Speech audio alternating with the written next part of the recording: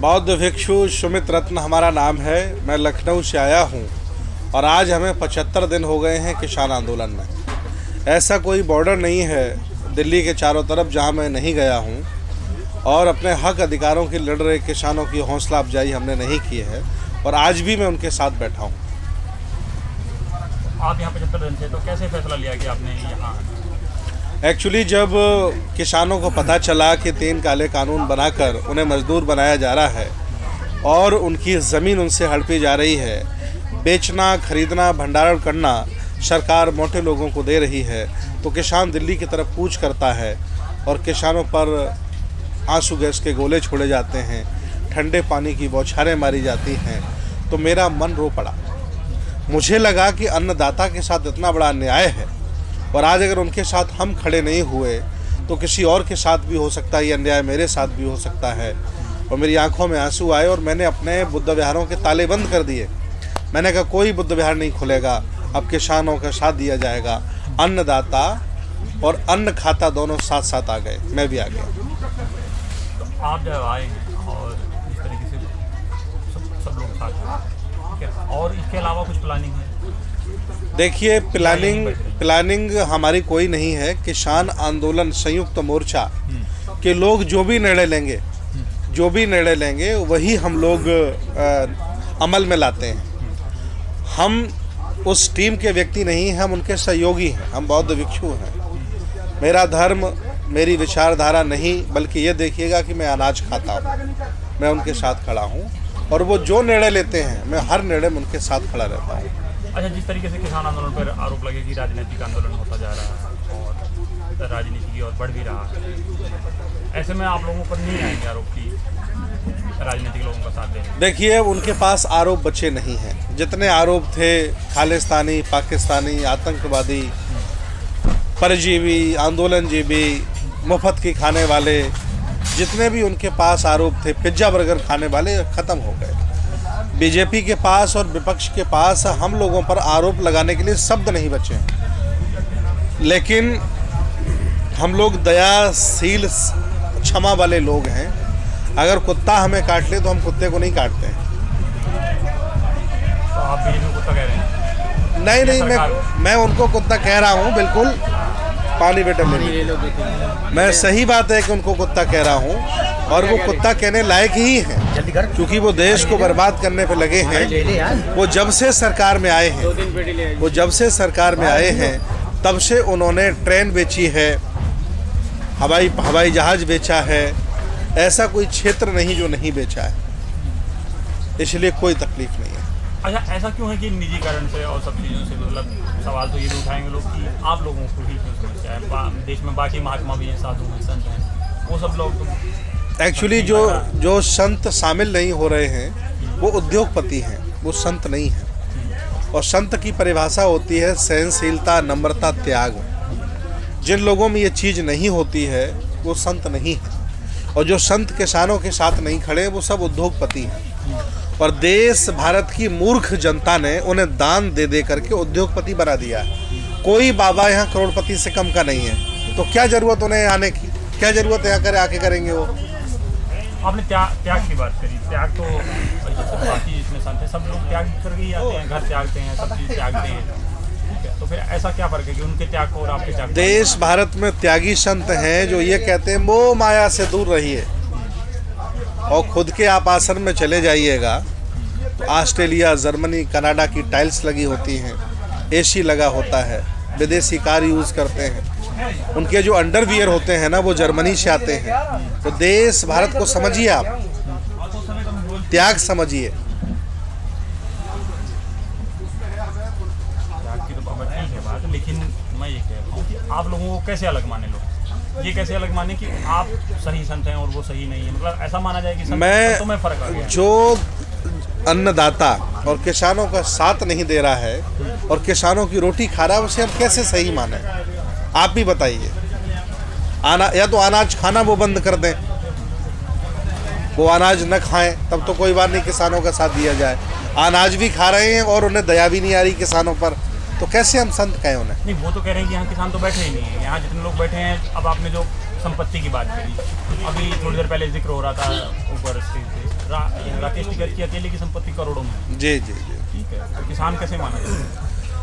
देखिए हम ये आप जिस किसान को परिभाषित कर रहे हैं समर्थन देने, वैसा किसान क्या यहाँ है? ऐसे भी तो आरोप है कि वैसा किसान नहीं है। देखिए इस देश भारत में लोकतंत्र में जो भी व्यक्ति अगुवाई करता है, जो भी व्यक्ति नेतृत्व करता है, धन उसके पास आता है, लोग दान करते हैं, सहयोग करते हैं। और राकेश टिकैत कोई साधारण व्यक्ति नहीं, महेंद्र सिंह टिकैत का बेटा है वो। और महेंद्र सिंह टिकैत ने बहुत काम किया है समाज का। महेंद्र सिंह टिकैत ने बड़े बड़े आंदोलन चलाए हैं, उनका ये बेटा है। तो जायज़ सी बात है कि जब एक चोर आदमी, लुटेरा आदमी, आम आदमी 1-1 करोड़ का आदमी हो सकता है, टिकैत के करोड़पति होने से क्या तकलीफ है? नहीं, तकलीफ किसी को नहीं है। बात यह है कि आपने जो बात करी ना किसान की, गरीब की, तो जैसा सरकार का और सरकार के पक्ष के लोगों का आरोप है कि यहाँ किसान नहीं बैठा है। गरीब किसान तो खेतों में है, आज भी काम कर रहा है। जैसे आप पूर्वी यूपी को देख लीजिए, पूर्वांचल को देख लीजिए, पूर्वांचल को लोग यहाँ नहीं है, यहाँ पश्चिमी यूपी है कि समृद्ध किसान है। मैं लखनऊ से हूँ, मैं पूर्वांचल से नहीं हूँ। मैं अनाज खाता हूँ, मेरे घर वाले आज भी खेती करके अपना जीवन पालन करते हैं। पुलिस ने 4-4 नोटिस हमारे घर भेजे। हाँ, और इसके अलावा जो है जिस तरीके का भी नैरेटिव चलाया जा रहा है पहले कि सरकार जो है किसानों से बात करने को तैयार है और किसान अड़ा हुआ है, ठीक है, इसको आप कैसे देखते हैं? देखिए ये बिल सरकार ने बनाया और किसानों से पूछा नहीं। भाई आप जिस घर में रह रहे हो और घर का कलर करने कोई व्यक्ति आए और आपसे न पूछे कि कौन कौन सा कलर होना आपके घर में और कब होना है, तो आपको आपत्ति नहीं होगी?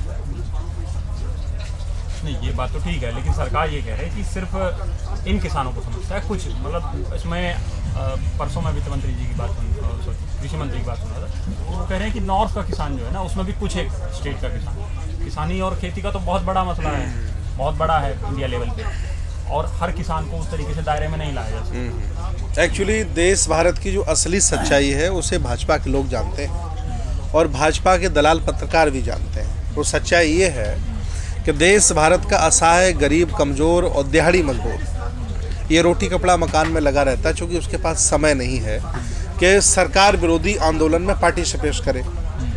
और जो मध्यम व्यक्ति है, जिसका वेल मेंटेन जीवन चल रहा है, घर रहने के लिए, कार मेंटेन है, बच्चे बढ़िया पढ़ रहे हैं, वो परिवर्तन का समर्थक नहीं होता है। और ऊपर वाले जो 5% लोग हैं जिन्होंने देश का पैसा लूट के अपने तिजोरी में भरा हुआ है, वो परिवर्तन नहीं चाहते हैं, वो सरकार के साथ हैं। ये सरकार जानती है, इसीलिए आरोप लगा रही है कि यहाँ कोई किसान नहीं है। लेकिन सच्चाई ये है कि यहाँ सब किसान हैं, सरकार झूठ बोल रही है। तो आप इस परिवर्तन को मतलब कैसे उलट? मैं जागरूक हूँ, समझदार हूँ, पढ़ा लिखा हूँ। लोकतंत्र की वजह से चाय बेचने वाले लोग प्रधानमंत्री बने। एक साइंटिस्ट, लोकतंत्र की वजह से एक साइंटिस्ट राष्ट्रपति बना। इसलिए हम लोकतंत्र के लोग हैं, लोकतंत्र के समर्थक लोग हैं। और लोकतंत्र में असहमति जताना, विरोध करना अपराध नहीं है, ये फंडामेंटल राइट है मेरा, इसलिए मैं बैठा हूँ। नहीं, वो तो ठीक है, आप सब चीज़ें ठीक हैं, लेकिन जो गरीब जनता है उससे इसको क्या नुकसान होगा? उनको कैसे? किसान को? हाँ, ये इस आंदोलन से गरीब जनता को सबसे बड़ा नुकसान होगा कि वो कम पैसे कमाता है, और जब आधे पैसे का खाना ही खा जाएगा तो बचत कब करेगा, बच्चों को पढ़ाएगा कब, घर कब बनाएगा? खाना महंगा हो जाएगा साहब। नहीं, सरकार तो करेगी भाई, हर चीज़ सरकार नहीं चला सकती। सरकार की बात इसलिए नहीं मान सकते क्योंकि 7 साल में जो भी कहा सब झूठ कहा उन्होंने। 15 लाख हमें नहीं दिए, रोजगार हमें नहीं दिए, है ना। ये इसकी जो हंगरी स्ट्राइक, जो भारत का नंबर लगभग 150 के नीचे, हाँ, उस पर चला गया है। पाकिस्तान हमसे आगे है, बांग्लादेश आगे है। जीडीपी इन्होंने गिरा दी। इन्होंने जो कहा वो किया ही नहीं, इसलिए उनकी किसी बात पर विश्वास नहीं। वो विश्वास आप करें ना करें, लेकिन देश की जनता तो कर ही रही है। देश की जनता ने किया था, अब नहीं कर रही है। किया था, दावे से कह सकते हैं कि दावे से कह रहे हैं। ये यूं चले जाएंगे, देख लेना आप। बंगाल हम लोग जा रहे हैं, यही हम लोग 100 गाड़ी लेकर के बंगाल जा रहे हैं और इनको भगाएंगे। ये जो आपने अभी कहा, इसीलिए आरोप लगाते हैं कि ये राजनीतिक आंदोलन, इसीलिए आरोप लगाते हैं ना। तो फिर जागरूक लोग हैं ना हम, इसीलिए तो आरोप लगा सकते हैं। वो फिर आप किसान आंदोलन के बहाने ही राजनीति क्यों? अब नहीं, राजनीति नहीं हम कर रहे, हम उन लोगों को सबक सिखाना चाह रहे हैं जो मेरे हक अधिकारों को लूट करके अडानी अंबानी को दे रहे हैं। आप समझिएगा महोदय, बड़ा लंबा बजट है, बड़ा लंबा बजट इन्होंने लिया है। इस बिल को बनाने के एवज में इस सरकार ने अडानी अंबानी से बहुत मोटा पैसा लिया है। ऐसा कोई सबूत है? बिल्कुल सबूत है। ये सबसे बड़ा सबूत है कि 200 किसान मर गए, एक सिंपैथी तक नहीं आई। ये सबूत नहीं है क्या? नहीं, तो कह रहे हैं कि किसान ही नहीं है ना। हाँ, जो मरे वो किसान नहीं है, वो जा रहा है। गलत कह रहे हैं ना। जैसे 150 किसान यहाँ मरे, उनके गांव चले जाइए, घर चले जाइए, गरीब आदमी है बेचारे जो मरे।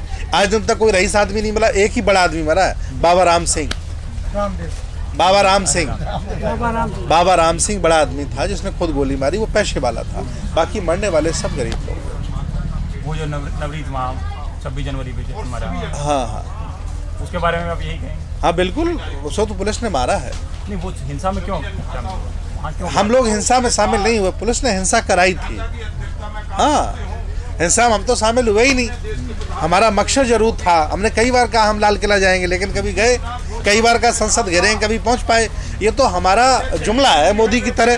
जैसे मोदी जुमला दिए थे 15 लाख का, वैसे ही हमारा जुमला था। लेकिन इस जुमले पे लोग लाल किले तो गए, लोग नहीं गए, पुलिस ले गई।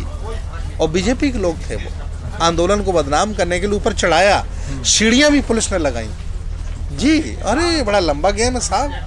हाँ, ये आप कैसे कहते हैं? यार प्रूफ हो गया, पूरी दुनिया जान गई। अभी कहाँ है सब प्रूफ? ऐसा तो कुछ है नहीं, सब पूरा भारत जान गया। मीडिया में कहीं कुछ है नहीं। मीडिया वाले की बात कर रहे हैं आप, जो बिके हुए लोग हैं साहब। टीवी पे कैसे आ जाएगा? भाजपा ने कब्जा कर रखा है। 5वें स्तंभ पर पूरा कब्जा है भाजपा का। मटेरियल से सबको मोहब्बत है, धन से सबको मोहब्बत है, बड़ी कोठी से सबको मोहब्बत है। पत्रकार अब पत्रकार नहीं रहे, उनको भी अब उद्योग में जोड़ा जाए, मैं ये चाहता हूँ। हाँ, पत्रकारिता उद्योग। हाँ, उद्योग पत्रकार। तो उसमें उद्योग होने में क्या दिक्कत? नहीं, उद्योग ही हो गई, पहले नहीं थी। पहले निष्पक्ष था। जर्नलिज्म में पढ़ाया जाता है कि पत्रकारिता में पढ़ाया जाता है कि आप सत्य दिखाएं और विपक्ष का काम करें, विपक्ष का काम करें, विपक्ष का काम करें। नहीं, पत्रकारिता में भले पढ़ाया जाता है। निष्पक्ष जो है, निष्पक्ष पे तो ये भी आता है कि समय वो समर शेष है, वो वाला जो आपने पूरा सुना होगा, ठीक है, कि निष्पक्षता पे भी सवाल उठाया जाता है। ठीक है, एक पक्ष तो आपको लेना ही पड़ेगा। अब आप किसानों के पक्ष में हैं, आप कब कह रहे हैं मीडिया सरकार के पक्ष में है ना?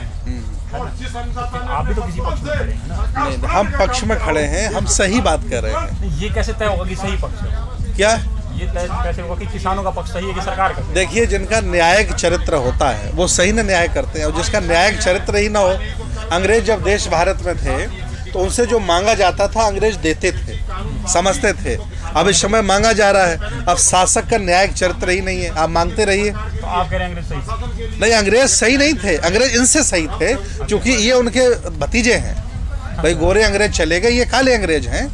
मेंटिलिटी दोनों की एक ही है, भारत को लूटना। इस समय भारत के 10,000 लोग पैसे लूट लूट करके, बैंकें तबाह करके विदेशों में संपत्ति बना चुके हैं। कई तो इन्होंने समुद्र के टापू खरीद लिए हैं, कई समुद्र के टापू ले चुके हैं भारत के लोग। उन सबको तो वापस लाया जाए। कोई वापस नहीं आएंगे। नहीं, अभी नीरव मोदी का ये जो लाने का प्रयास कर रहे हैं, ये उनसे पैसा मांगते हैं। ये जो कहते हैं कि मैं वापस लाऊंगा, तो उनको मोटा पैसा मिल जाता, फिर ये शांत हो जाते हैं। हाँ, ये तो आप ऐसे हवा में आरोप लगा। हवा? अरे बहुत बड़ी सही बात है साहब। ये जो अरबों खरबों रुपया ये भी चुनाव में खर्च होगा, कहाँ से आएगा? यही लोग तो देते हैं, फिर इनके फेवर में कानून बनाए जाते हैं। यही देश में चल रहा साहब। हाँ, देश देखिए, मार्कंडे काटजू ने कहा है कि देश की 95% जनता मूर्ख है। ये बात बीजेपी के लोग अच्छी तरह जानते हैं, इसलिए उसका लाभ ले रहे हैं। आप जनता कोई मूर्ख है? नहीं, मार्कंडे काटजू ने कहा है, ये बीजेपी जानती है। आपने भी थोड़ी देर पहले कहा था कि मेरी सहमति है, मेरी सहमति है, बिल्कुल। जनता को मूर्ख ही कहा है ना? हाँ, जनता मूर्ख है। जनता, हाँ, तो आप ही ने कहा, देखो जनता मूर्ख है, मार्कंडे काटजू कह रहे हैं। 95% भाजपा ये बात जानती है, और मैं भी ये कह रहा हूँ मूर्ख है। और मूर्ख नहीं होती तो ये जन आंदोलन बन गया होता। अच्छा, जो हस्र होस्नी मुबारक का हुआ, मोहम्मद गद्दाफी का हुआ, इन तानाशाहों का हो गया होता। लेकिन जनता मूर्ख है। आप कह रहे हैं हत्या कर दी जाए प्रधानमंत्री? नहीं, प्रधानमंत्री की हत्या नहीं की जाए, इनको 200 साल जिंदा रखा जाए। इनके लिए मिमी बनवाएंगे हम। मुअम्मर गद्दाफी जो इनके लिए मम्मी बनवा रहे हैं, इनके लिए मम्मी बनवाएंगे, लंबे समय तक जिंदा रखेंगे। इन पर एक इतिहास बनाया जाएगा इनका। ऐसे थोड़े ही मेरे प्रधानमंत्री को छू सकता है, किसी की हिम्मत है? नहीं, उसमें तकलीफ क्या है? अगर इनको लंबी उम्र के लिए अगर ये बाहर से मशरूम मुझे मंगानी पड़े, और भी जो भी विटामिन मंगाने पड़े, हम अनुमति देते हैं, लाइए। लेकिन मोदी जी को कम से कम 200 साल जिंदा रखिए, हम तैयार हैं। अभी आप मोदी जी का ही विरोध में बैठे हैं। उनके विरोध में नहीं है हम, उनकी नीतियों के विरोध में, समझिए आप। हाँ, और वो नीतियाँ मोदी जी नहीं बना रहे, उनसे करवाई जा रही हैं। अच्छा, मोदी बिचौलिए का काम कर रहे हैं साहब। नहीं, सब तो कहते हैं मोदी जी 56 इंच का सीना रखते हैं, उनसे कोई काम करवा ही नहीं सकता कुछ। मोदी जी बिचौलिए का काम कर रहे हैं। कानून अडानी अंबानी बनाते हैं। किसके बिचौलिए? अरे उद्योगपतियों के बिचौलिए हैं ये। मोदी जी उद्योगपति से क्या लेना है? वो तो खुद अपना घर क्या लेना देना? घर बार छोड़ के और सब चुनाव लड़े, जब पहली बार आए तो जो देखा ना, पहली बार स्टैंडर्ड जो देखा चुनाव और पब्लिसिटी का, वो सब उद्योगपतियों का पैसा था। और जिस समय जो प्लेन इन्होंने खरीदा है, ये भी अडानी ने कहा कि ले लो साहब, इतिहास बनाओ, ये भी बनाने में लगे हुए हैं। नहीं, मोदी जी तो ये भी कहते हैं कि सरकार उद्योग नहीं चलाएगी, और उद्योगपतियों से कनेक्शन होने में दिक्कत क्या है? कांग्रेस का भी है, बाकी का भी है, आप भी आए हैं, आपके पास भी पैसा तो आ ही रहा होगा। हाँ, हमारे पास 5 ट्रक आए थे, तो पानी बरस गया था, तो ट्रकों में पानी भर गया, तो पैसे फिर भीग गए, फिर हमने सुखाए पैसे, तो जब पैसे हमने सुखाए तो पैसे उड़ गए, अब पैसे एक भी नहीं बचे। इतने ज़्यादा पैसे आए थे, और ये पैसे हमें मोहन भागवत जी ने भेजे थे। हाँ, भागवत जी का क्या कनेक्शन है? पता नहीं क्यों पैसे दिए उन्होंने, मेरे इस भगवा कपड़े को देखकर भेज दिए होंगे उन्होंने। नहीं, आरएसएस को आप क्यों बीच में ला दिए? इसलिए हम बीच में लाए कि आरएसएस ही तो इनकी माँ है, वही असली नानी है इनकी साहब, समझिए। आरएसएस देखो, आरएसएस सांस्कृतिक संगठन है, वो देश में सांस्कृतिक संगठन है। अच्छा, मैं किसानों के साथ बैठा हूँ, राजनीतिक हो गया हूँ, और ये बुलेट प्रूफ सुरक्षा में घूम रहा है, तो सांस्कृतिक संगठन है।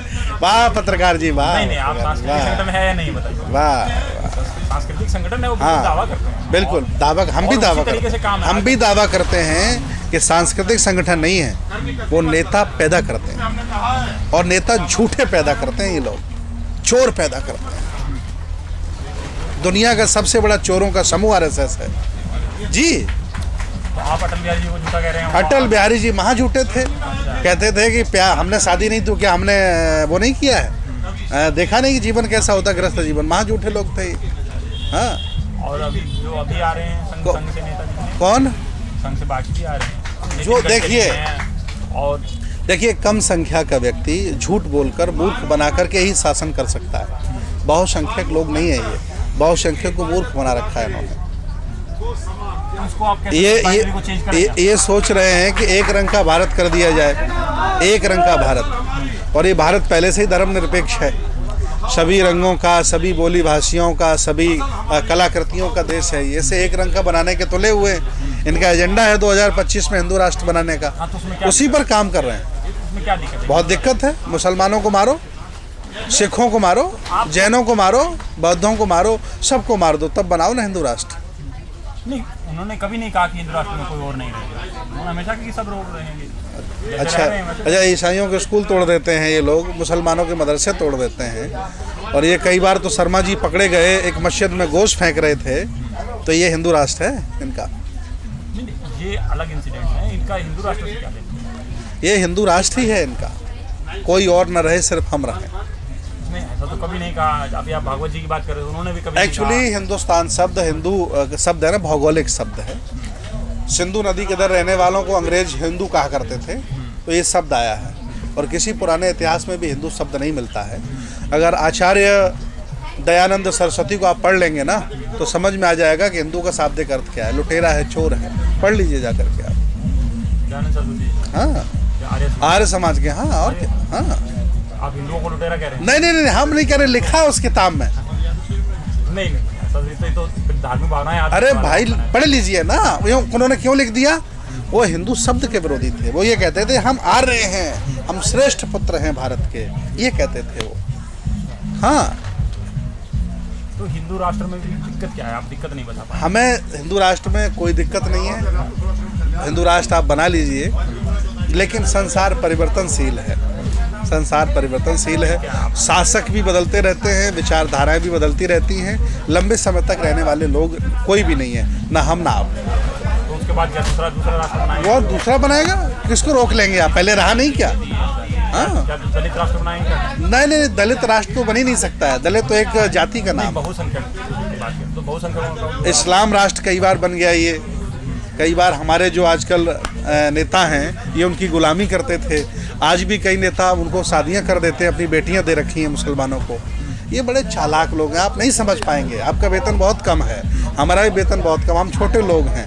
बड़े लोगों का कोई झगड़ा नहीं है साहब, यहाँ छोटे लोग लड़ रहे हैं। बड़े लोगों में सब में शादियाँ होती, रिश्तेदार हैं एक दूसरे के, पैसा कम होगा ले लेंगे, मांग लेंगे। मुसलमान जो बड़े हैं वो सब एक हैं, उनमें कोई अंतर नहीं है। हाँ, तो ये जो लव जिहाद कानून आया, फिर आपको इसका आपत्ति होगी? लव जिहाद जो कानून इन्होंने बनाया है, ये इसलिए इन्होंने बनाया है ताकि पाखंडी, अंधविश्वासी और मूर्ख हिंदू खुश हो जाएं कि हमने इस कानून से मुसलमानों को सता दिया है, इसलिए कानून बनाया गया ये, और इसका कोई मतलब नहीं। तो कहा है कि देखो, अभी केशव प्रसाद मौर्य जी भी कह रहे थे कि स्वेच्छा से परिवर्तन करें धर्म, कोई दिक्कत नहीं, लेकिन जो धोखा देते हैं वो गलत है, उसको आप गलत नहीं मानते? अच्छा, मुसलमान की बेटी को हिंदू कोई धोखा दे देता, कौन कानून है? नहीं, वो दोनों पे लागू होगा बराबर। नहीं, ऐसा ही मंत्री जी का बयान था। मंत्री जी गलत कह रहे हैं, हमने पूरा कानून पढ़ा है।